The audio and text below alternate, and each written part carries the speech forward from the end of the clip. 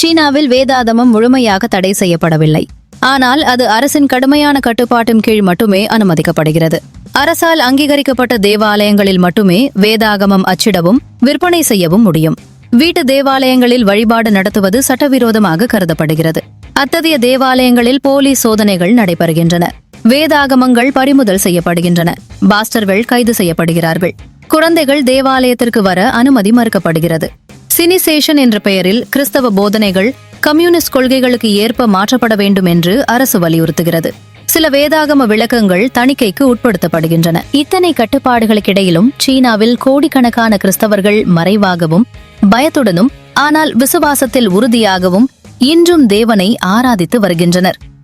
விசுவாசம் சங்கிலியிடப்படலாம், ஆனால் தேவ வசனம் ஒருபோதும் கட்டுப்படுத்த முடியாது.